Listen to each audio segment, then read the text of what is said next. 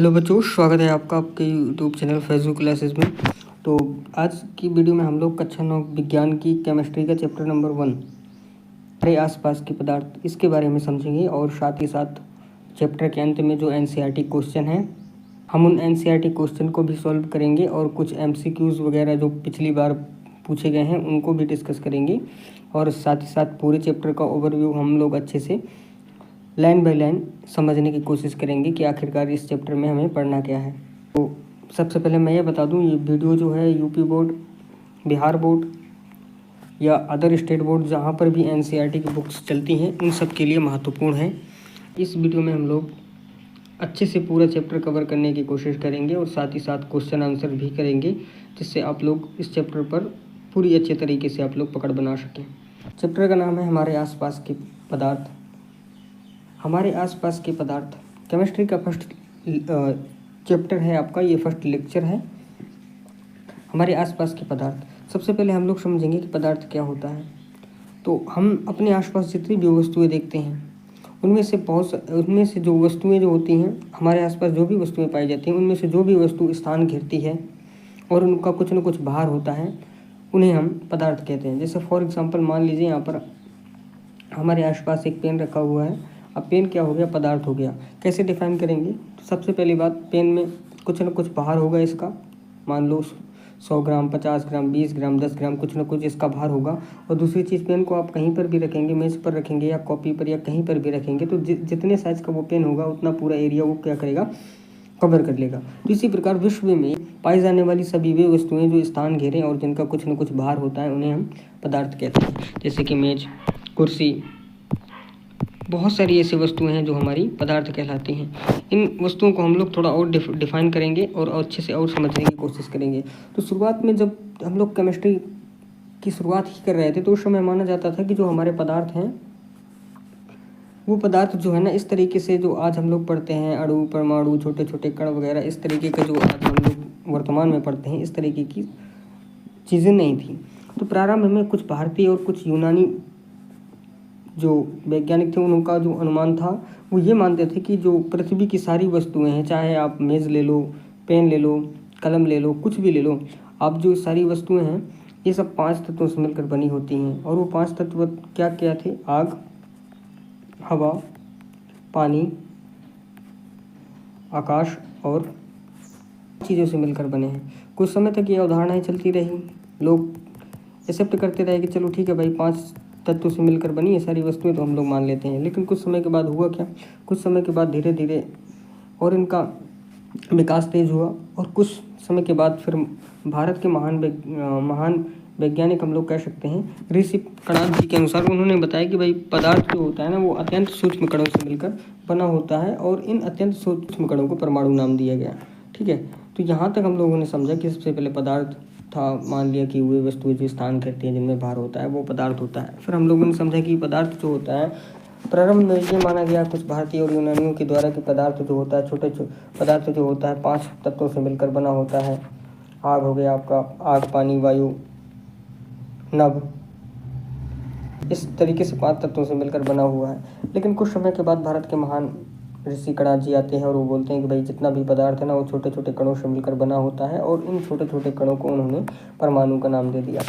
फिर आगे हम लोग देखेंगे पदार्थ को 2 भागों में बांटा जाने लगा। पदार्थ को 2 भागों में बांटा गया। नंबर 1 होता है भौतिक वर्गीकरण, दूसरा है आपका रासायनिक वर्गीकरण।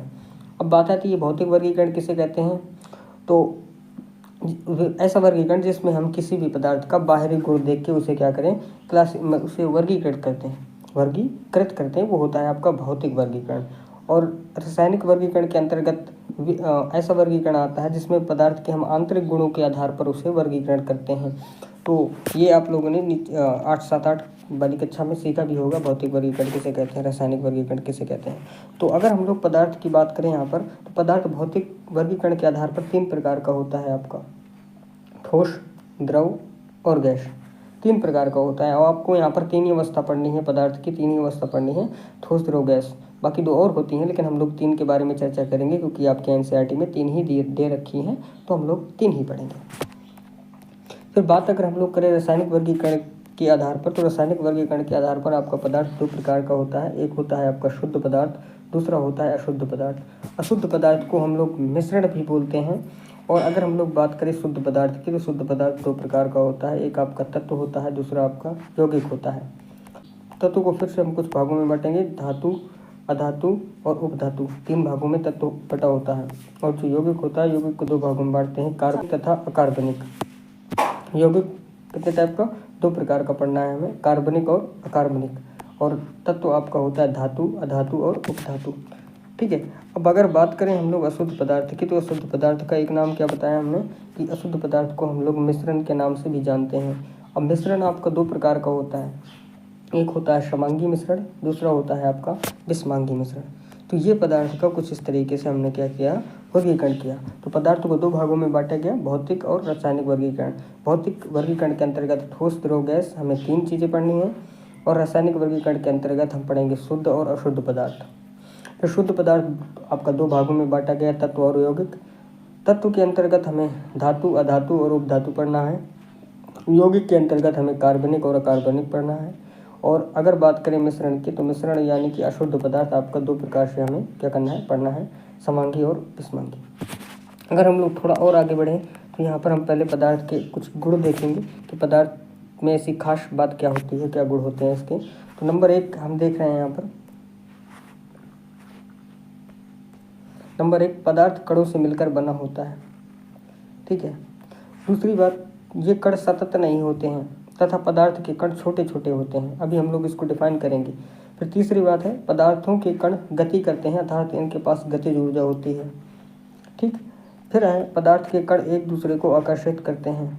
क्रियाकलाप से इन चीज़ों को हम चारों पॉइंट को समझने की कोशिश करेंगे। सबसे पहला पॉइंट हमने लिखा, पदार्थ के कणों के बीच रिक्त स्थान होता है। तो पदार्थ के कणों के बीच रिक्त स्थान होता है, इसको हम कैसे समझेंगे। तो यहाँ पर हमें क्रियाकलाप ले लेते हैं। यहाँ पर हमारे पास बर्तन है, गिलास मान लीजिए आप। इस गिलास में हम लोग 100 ml वाटर डाल रहे हैं, पानी डाल रहे हैं, और 110 ml KMnO4 डाल रहे हैं। तो होगा क्या, यहाँ पर पानी की मात्रा कम है, 100 है, और KMnO4 जो है आपका 110 है। तो रंग जो होगा गहरा रंग होगा, क्यों, क्योंकि इसमें जो भी विलेय पदार्थ मिला रहे हैं वो क्या है, विलायक पदार्थ से ज़्यादा है ना। यानी कि पानी जो है आपका, पानी की मात्रा कम है, और इसमें जो हमने KMnO4 डाला है इसकी मात्रा क्या है, ज़्यादा है। तो जब हम इसको मिलाएंगे तो रंग कैसा होगा, इसका गहरा रंग होगा। ठीक है। अब ये क्यों मिल पा रहा है पानी के साथ में, क्यों मिल गया, ये पानी के साथ में इसलिए मिल पा रहा है क्योंकि पानी के कणों के बीच कुछ ना कुछ खाली जगह रही होगी, तब ये मिल गया है। फिर अगर हम थोड़ा सा आगे बढ़ें, तो इस बार हम 80 ml ले रहे हैं KMnO4, और 100 ml अगर हम वाटर कर देंगे तो पानी की मात्रा ज़्यादा हो जाएगी, लेकिन फिर भी ये मिल जाएगा। लेकिन इसका रंग जो होगा परिवर्तित हो जाएगा, पहले गहरा रंग था, अब हल्का रंग हो जाएगा। इसी प्रकार जब हम पानी की मात्रा को 100 करते हैं, 100 ml कर दें, और KMnO4 जो है आपका वो 10 ml करते हैं, तो ये बहुत ज़्यादा हल्का हो जाएगा। क्यों, क्योंकि पानी की मात्रा ज़्यादा हो जाएगी, और जो हम इसमें मिला रहे हैं KMnO4 उसकी मात्रा क्या है, 10% है। अगर 100 ml के मुकाबले अगर हम बात करें इसकी, तो यहाँ पर हम तीनों क्रियाकलाप में हमें निष्कर्ष निकल रहा है कि पदार्थ के कणों के बीच रिक्त स्थान होता है। यानी कि पानी के जो कण हैं उनके बीच कुछ ना कुछ रिक्त स्थान हो रहा है ना, तभी तो ये क्या है, मिल पा रहे हैं इनमें। इसलिए हम लोग कह सकते हैं कि पदार्थ के बीच, जो पदार्थ के जो कण होते हैं, कणों के बीच क्या होता है, रिक्त स्थान होता है। फिर हम लोगों ने दूसरा लक्षण देखा था, पदार्थ के कण जो होते हैं वो क्या करते हैं, गति करते हैं। इस चीज़ को कैसे समझेंगे, देखो इस चीज़ को उदाहरण हम लोग काफ़ी तरीके से समझ सकते हैं, लेकिन एक सिंपल सा तरीका है कि जब आप देखते होगे घर में आपके खाना बनता है, तो खाना क्या होता है, गर्म होता है। तो जब खाना हम लोग बनाते हैं तो खाना क्या होता है, गर्म होता है, और उस गर्म खाने की जो खुशबू है ना, वो दूर तक फैल के चली जाती है।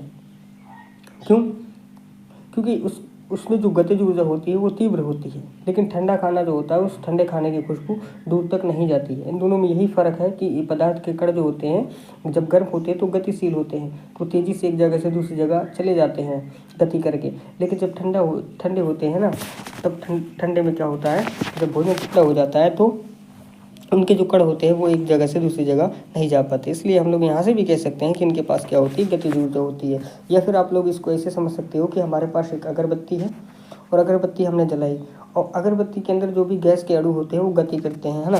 क्योंकि हमने जैसे अगरबत्ती जलाई, जलाने के बाद क्या होता है, जहाँ से भी रूम में अगर हम लोग जला रहे हैं तो रूम में जहाँ से भी जगह मिलती है तो वहाँ से क्या होता है, वहाँ से गैस के कण क्या होता है तेज़ी से निकलना शुरू हो जाते हैं और कुछ देर में पूरे कमरे से होते हुए हर जगह फैल जाते हैं।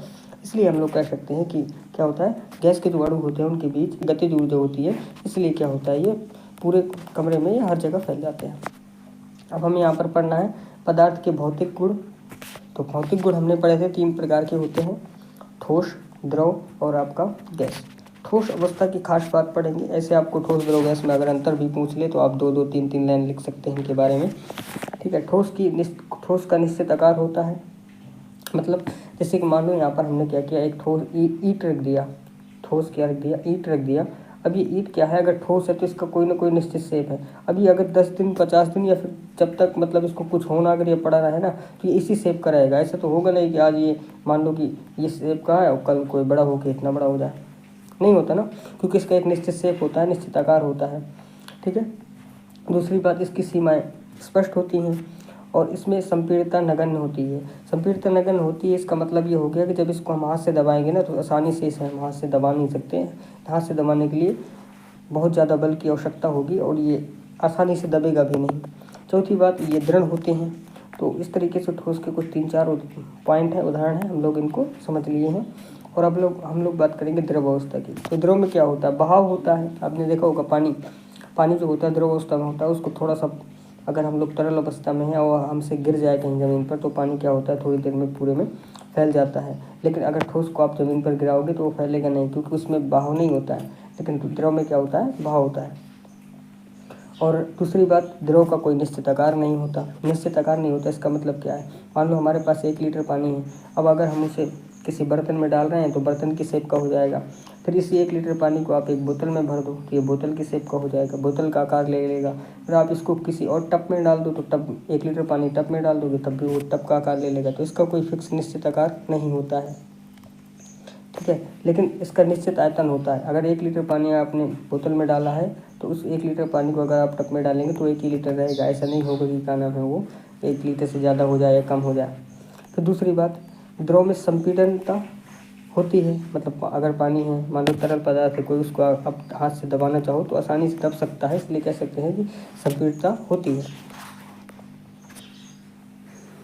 तीसरी अवस्था है गैसीय अवस्था। गैसीय अवस्था की खास बात ये होती है, गैस अवस्था में बहाव होता है। बहाव मतलब जैसे कि अभी हम लोगों ने अगरबत्ती वाला उदाहरण देखा था, उसको क्या करते हैं हम लोग जला देते हैं तो वो क्या होता है, हर जगह उसकी खुशबू फैल जाती है, या कण जो है ना उसके छोटे छोटे कण जो होते हैं हर जगह फैल जाते हैं। इसलिए हम लोग कह सकते हैं कि गैस में क्या होता है, बहाव होता है। दूसरी चीज़, गैसों में संपीड़ितता अधिक होती है, यानी कि इनको हम आसानी से दबा सकते हैं। फिर इनका कोई निश्चित आकार नहीं होता, इनका आकार जो होता है निश्चित नहीं होता। पता नहीं इसका आकार कैसे हो सकता है। भाई हमने अगरबत्ती जलाई, अब वो अभी रूम के अंदर है तो चलो ठीक है, जैसे जैसे उसे जगह मिलेगी रूम से बाहर निकलने की तो कहीं पर भी जाकर फैल सकता है, किसी भी शेप में पहुंच सकता है। इसलिए कोई भी आकार नहीं होता। हम लोग जहाँ बैठे होते हैं वहाँ पर भी अनेक प्रकार की वायु और गैसें हमारे पास मौजूद होती है, लेकिन हम लोग उसका आकार नहीं बता पाते हैं कि किस शेप का। तो इसलिए कह सकते हैं कि गैस का आकार जो है वो अनिश्चित होता है, यानी कि कोई भी आकार निश्चित नहीं होता है। लेकिन अगर आयतन की बात करें तो इनका आयतन भी कोई निश्चित नहीं होता है। तो मोटा मोटा इन तीनों में हमने क्या किया, अंतर भी देख लिया और तीनों के अंतर को भी अच्छे से समझ लिया। ठोस में हमने पढ़ा था कि ठोस निश्चित आकार का होता है, इसकी स्पष्ट सीमाएं होती है, संवितता नगण्य होती है, दृढ़ होते हैं। द्रव में बहाव होता है, आकार नहीं होता है कोई। इस तरीके से गैस में भी बहाव होता है और आयतन भी क्या होता है इनका, निश्चित होता है।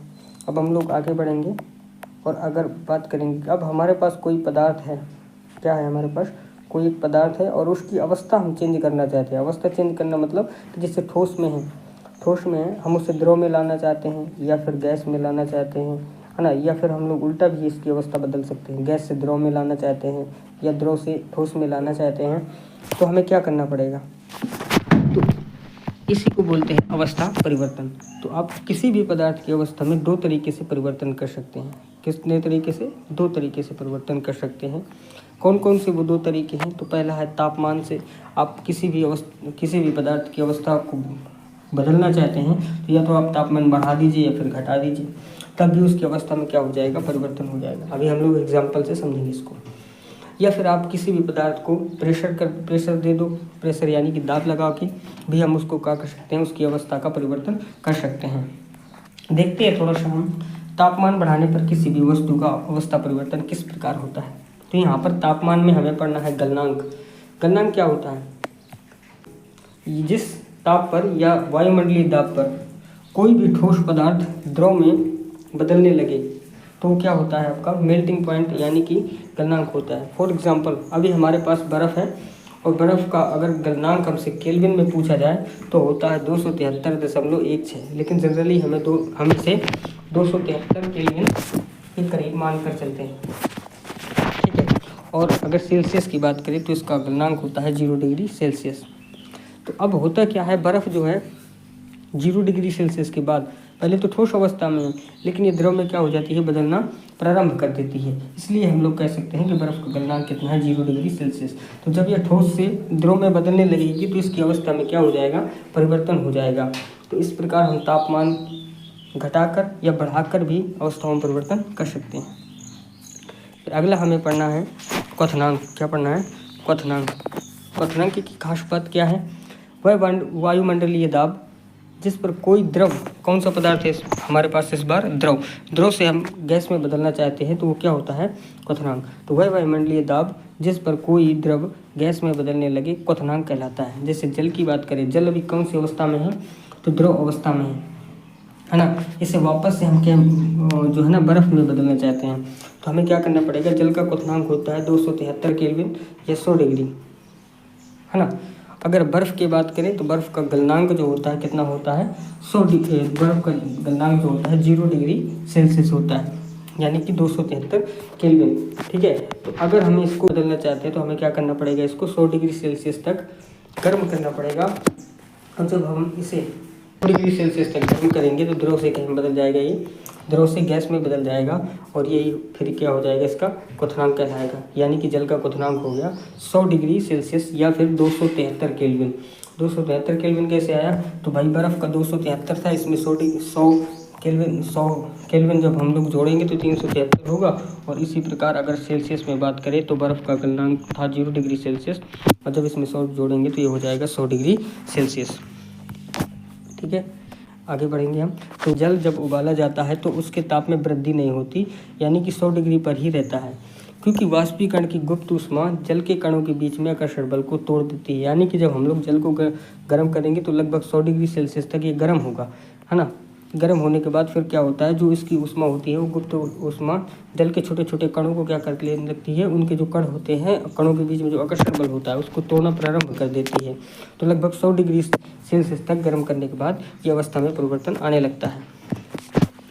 अगला हमारा कॉन्सेप्ट है संलग्न की गुप्त ऊष्मा। संलग्न की गुप्त ऊष्मा क्या होती है, वायु दाब पर 1 किलो ठोस को उसके गलनांक पर 1 किलो ठोस को उसके गलनांक पर द्रव में बदलने के लिए, ठोस को द्रव में बदलने के लिए कितना, 1 किलो ठोस को उसके गलनांक पर द्रव में बदलने के लिए जितनी ऊष्मीय ऊर्जा की आवश्यकता होती है उसे संलग्न की गुप्त ऊष्मा कहते हैं, ठीक है। जैसे कि फॉर एग्जांपल 0 डिग्री सेल्सियस पर बर्फ़ के जो कण होते हैं, 0 डिग्री सेल्सियस पर बर्फ़ के कणों की तुलना में 0 डिग्री सेल्सियस पर जल के कणों में ज़्यादा ऊर्जा होती है।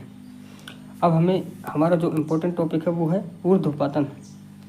ऊर्ध्वपातन किसे कहते हैं, तो कुछ ऐसे पदार्थ होते हैं जो द्रव में परिवर्तित हुए बिना ठोस से सीधे गैस में, यानी कि हमारे पास जो भी पदार्थ है ठोस से, अगर कोई पदार्थ ठोस से सीधे गैसीय अवस्था में बदल जाए तो वो होता है ऊर्ध्वपातन, ठीक है। जैसे फॉर एग्जांपल हमारे पास कपूर है, नौशादार है, ये जो होते हैं ये ऊर्ध्वपातज पदार्थ होते हैं। ये सीधे ठोस अवस्था से गैसीय अवस्था में बदल जाते हैं और कोई भी पदार्थ अगर ठोस अवस्था से गैस अवस्था में बदलता है तो इस क्रिया को ऊर्ध्वपातन कहते हैं। और जो भी पदार्थ ठोस से गैस अवस्था में बदलते हैं वो होते हैं आपके ऊर्ध्वपातज पदार्थ।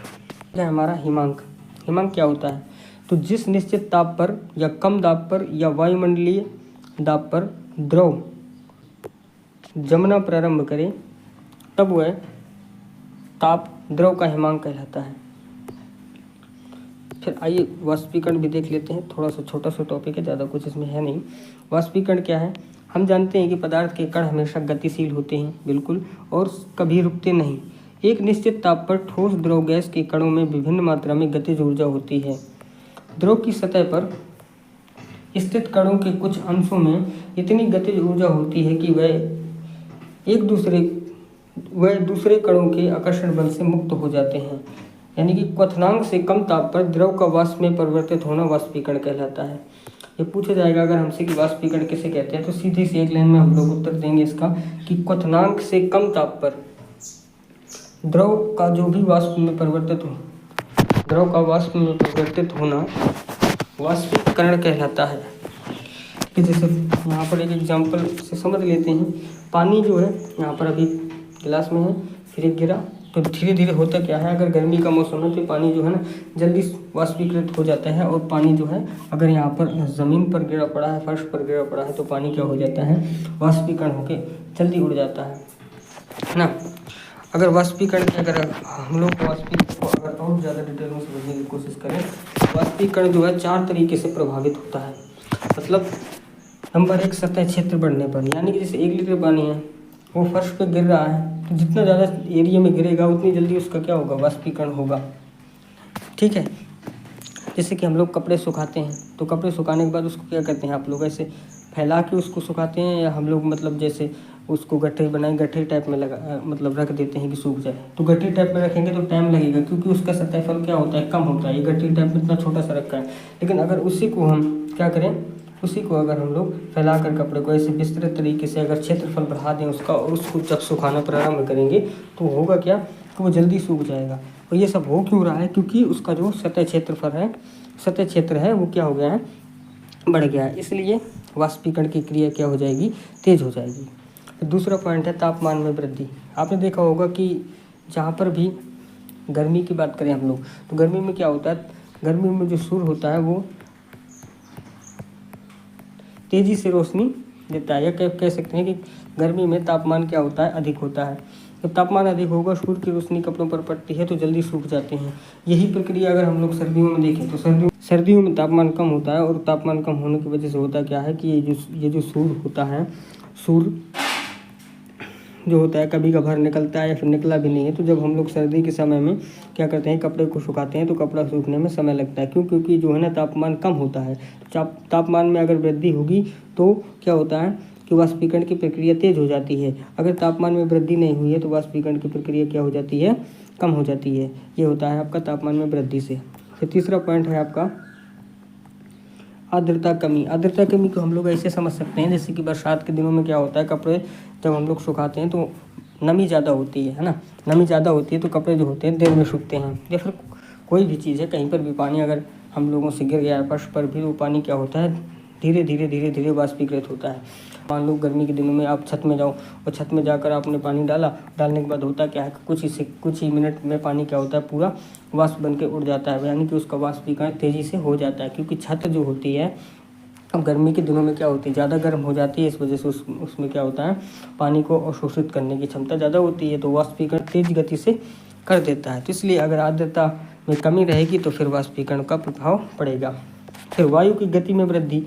और वायु गति में वृद्धि से मतलब क्या है, जैसे मान लो आप कपड़े सुखा रहे हैं, अगर तेज़ हवा चल रही है, अगर कपड़े सुखा रहे हैं आप लोग, तेज़ हवा चल रही है, तो हवा क्या करती है कि जो छोटे छोटे पार्टिकल्स होते हैं, कण होते हैं जो पानी के, उन कणों को अपने साथ क्या हो जाती है, क्या करती है, उन कणों को अपने साथ ले जाती है ना। तो वायु की गति में अगर वृद्धि होगी तो कण जो है जल्दी क्या हो जाएंगे, हवा के साथ में उड़ते हैं। या फिर कह सकते हैं कि वाष्पीकरण की प्रक्रिया तेज होगी, और जब वायु की गति में कमी होगी तो वाष्पीकरण की प्रक्रिया क्या हो जाएगी, कम होती है। अब इसको थोड़ा पढ़ लेते हैं। मैंने आपको समझा ही दिया है कि सतह क्षेत्र बढ़ने से क्या होता है। तो हम जानते हैं कि वाष्पीकरण एक सतही प्रक्रिया है। सतही क्षेत्र बढ़ने से वाष्पीकरण की दर भी बढ़ जाती है, जैसे कपड़े फैलाकर सुखाना। ठीक। दूसरा आपका पॉइंट है तापमान बढ़ने पर।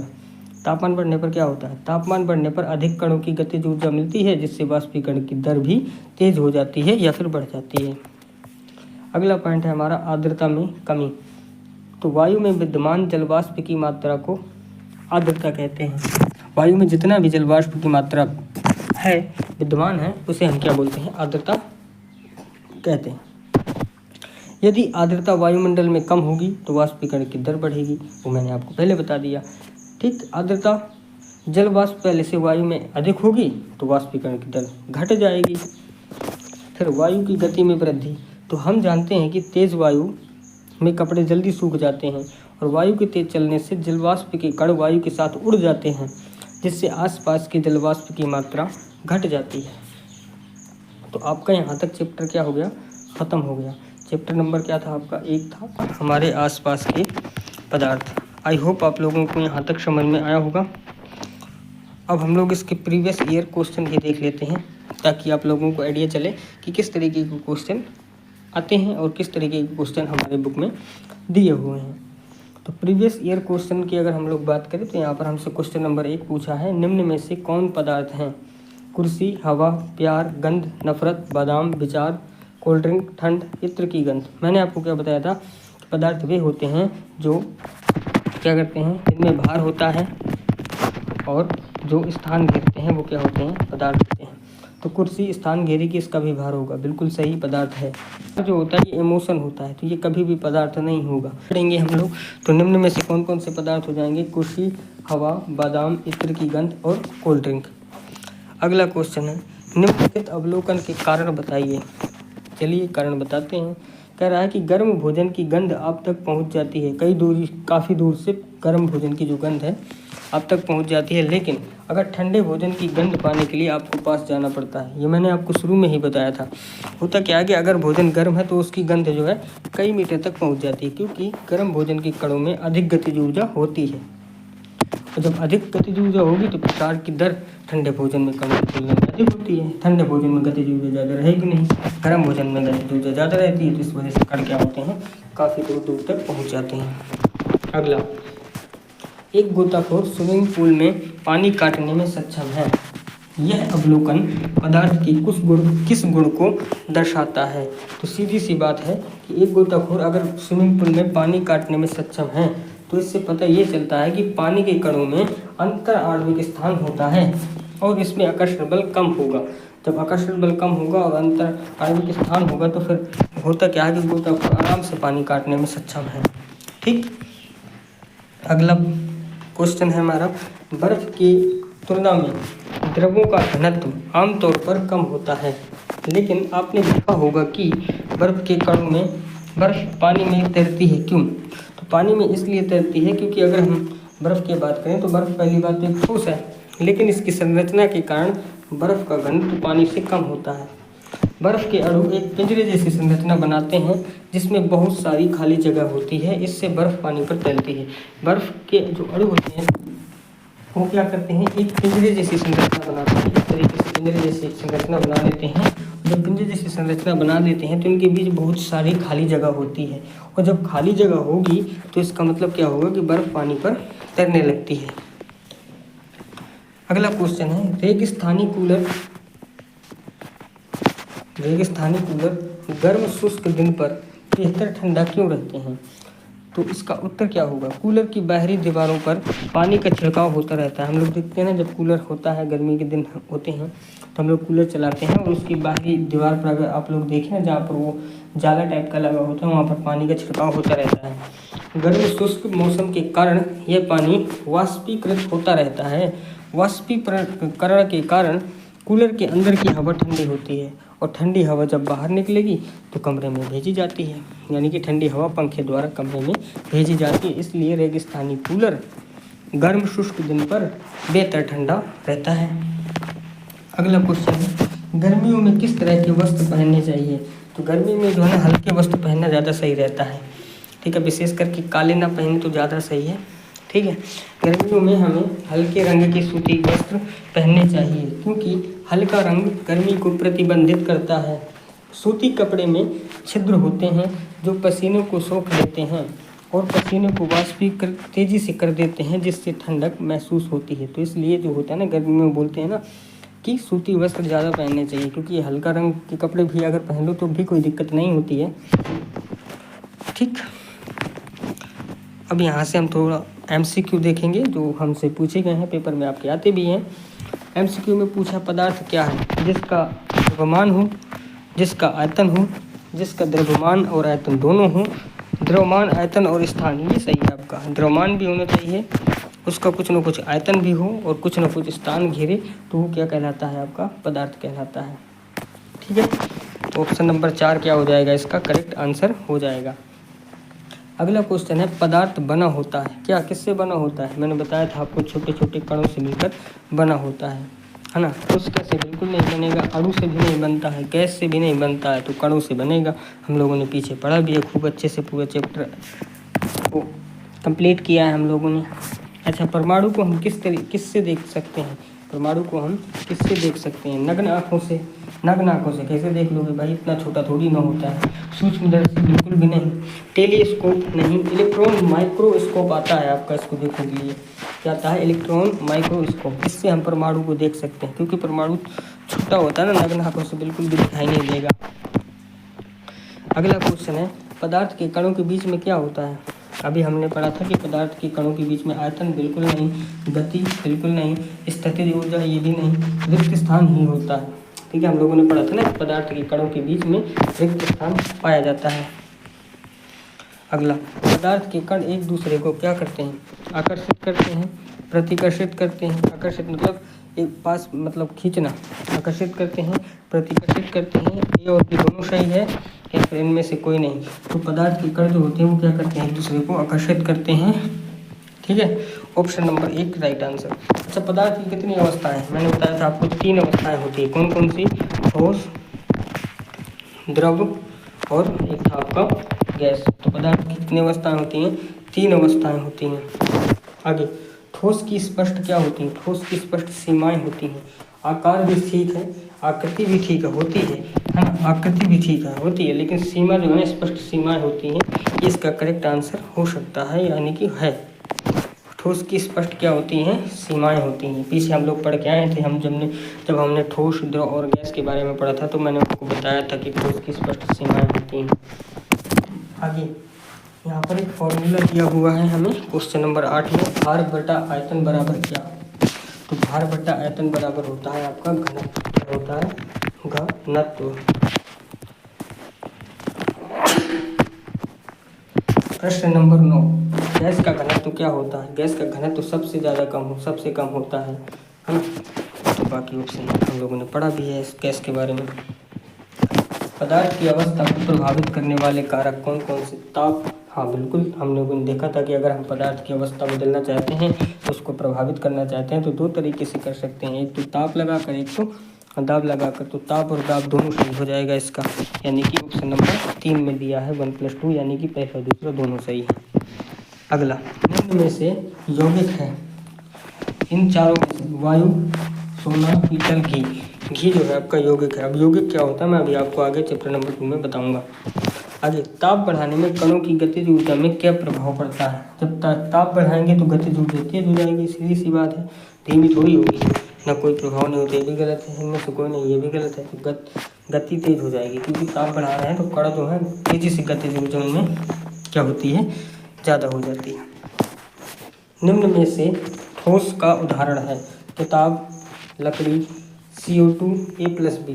किताब भी ठोस होती है, लकड़ी भी ठोस होती है, तो ये सही है। अब CO2 तो गैस है ना आपका, कार्बन डाइऑक्साइड क्या होती है, गैस होती है, ये तो ऑप्शन होगा नहीं। तो इस तरीके से हमने क्या किया, पूरा चैप्टर सही से समझा। मैंने आपको बताया कि पदार्थ क्या होता है, पदार्थ की अवस्थाएं बताई, उनका वर्गीकरण पढ़ा हमने। वर्गीकरण पढ़ने के बाद फिर हम लोगों ने NCERT के क्वेश्चन किए।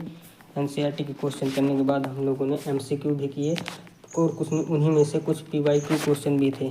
अब आप लोगों को इसका पूरा PDF चाहिए तो डिस्क्रिप्शन में मैं आपको लिंक दे दूँगा, आप लोग डिस्क्रिप्शन में दिए गए लिंक से जाकर PDF डाउनलोड कर सकते हैं।